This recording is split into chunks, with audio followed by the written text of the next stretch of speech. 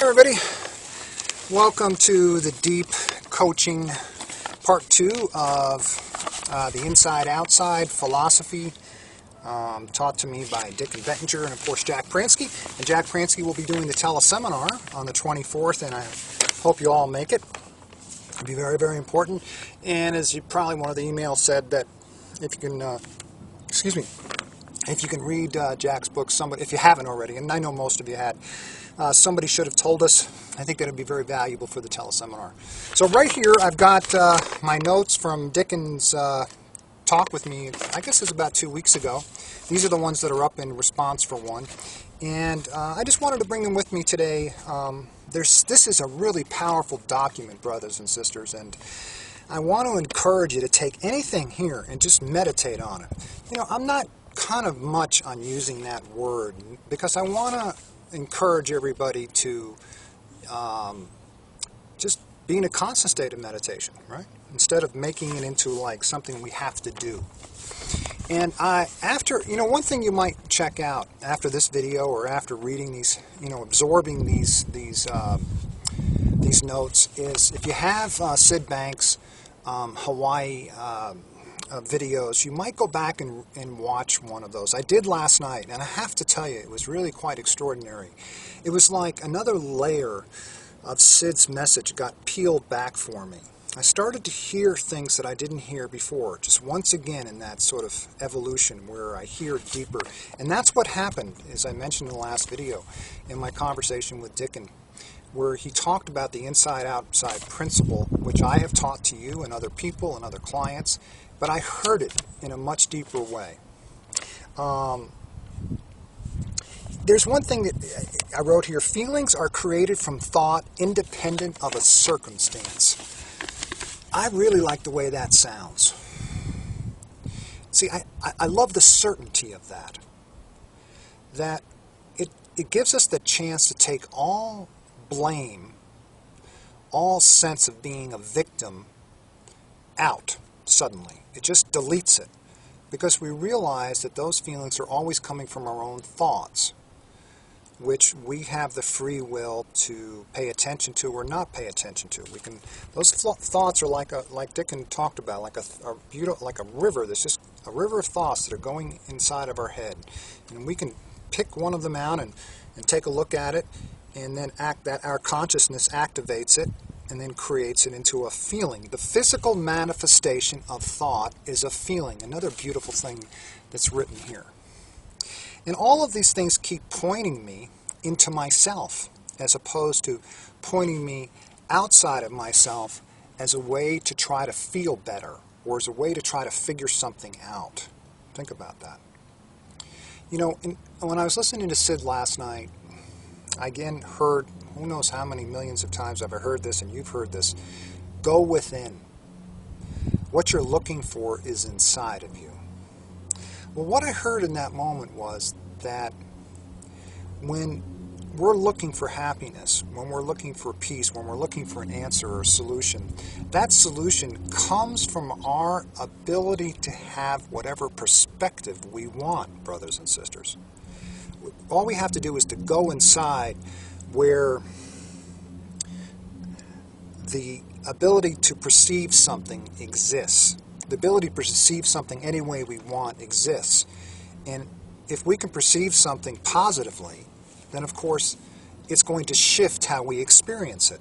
See, I heard that a little bit deeper. That's when you hear that phrase, go within. Don't look outside for peace. Look inside where you have the power of perception. You have the power of consciousness, the power of thought, the power of mind or wisdom. Keep pointing yourself inside. Very, very powerful, guys. Very powerful. The more you unlink feelings with the world, the better you will feel. It's just saying the same thing, right, brothers and sisters, in a little bit different way. The more you realize that your feelings are not connected, are not dictated, there's a powerful word, are not dictated by something that's happening outside of you. It's not dictated by what your partner says. It's not dictated by what your boss says. It's not dictated by that person cutting you off. It's not dictated by losing your job. It's not dictated by losing money. Your feelings are not dictated by that circumstances. They're dictated by the thoughts that you have about those circumstances. Or let's drill that down a little bit more. Are dictated by the thoughts that you choose to pay attention to, that you take seriously. If you have a negative thought about that, losing that money, then that's how you'll experience losing that money. Now, if you have a positive thought about it, that's how you'll experience losing that money. It always comes back to us. You see, we just keep saying the same thing over and over again, but we're looking for a little bit of a deeper level with it, right, brothers and sisters? I love this. The world has nothing to do with the way you feel. Man, that's just straight, huh? Man, it gets right to it. The world has nothing to do with the way you feel. Just think about that in your marriage or in your relationships. Focus on that idea. Your partner, your husband, your wife, your father, your mother, your brother, your sister, your kids have nothing whatsoever to do with how you feel. It's all those feelings are coming from your own thoughts. That's why Sid keeps saying, you're looking for an insight about the true nature of thought. If you can really just see in a split second how thought creates your reality, moment to moment, in this world, wow, you're going to leap forward just in a split second. Beautiful. Oh, this is something else I thought. We get convicted by our own thinking. Isn't that true? Listen, I don't care how enlightened you are, I don't care how long you've been in the personal growth field, we all have thoughts that convict us, where we judge ourselves. If we didn't pay attention to those thoughts, if we saw them for what they were, that it's just thought, it's just momentary. It's another thing that I wrote down here. Thought is temporary. If we saw those thoughts as just part of that river that's going by, there's the wind coming up again, agreeing with us, then we wouldn't be convicting ourselves. Here's another way of saying that, guys. You can't convict yourself without thought.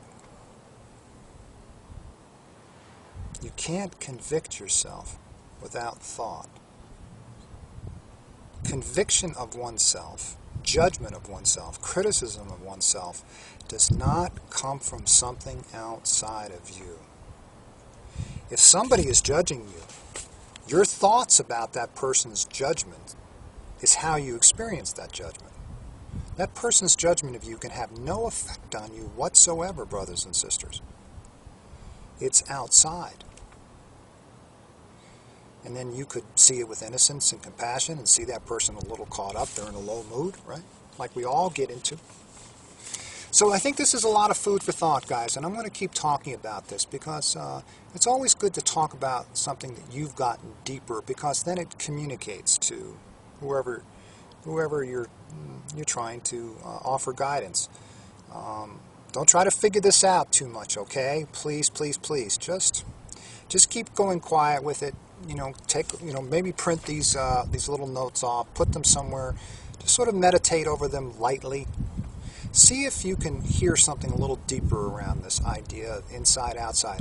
And Jack and I haven't talked about the theme for our teleseminar, but I'm hoping it will be about that. And I think in the response for one underneath there, in the Advanced Law of Attraction program, Jack, I think, alludes to the inside-outside principle quite a bit. Okay, brothers and sisters, you might see a change in some of the website. I'm still considering it, but I'm just preparing you. I might change. And you've probably seen this. I'm trying to eliminate the word coaching from my program, but for some reason I'm just doing it slowly. So I might put in there deep guidance instead of deep coaching videos. I'm trying to see if the word guidance feels comfortable to me. I think Bob Novak really pointed out something very powerful there. I have never called myself a coach up until about 6 months ago. I'm really a spiritual teacher. I'm not quite sure. I'm not quite sure why I came up with that, but I'm really trying to move away from it, because I think I do something a little bit different than life coaches do. If you guys have any suggestions for names for the site, please submit them, and I welcome all our new members. Oh, Scott Terry is in surgery today for his back, and I just want to send a big prayer out to Scott and ask you all to pray for him, that it goes well. And you're in my thoughts, brother. All right, everybody. Aho, aho, my friends. Aho.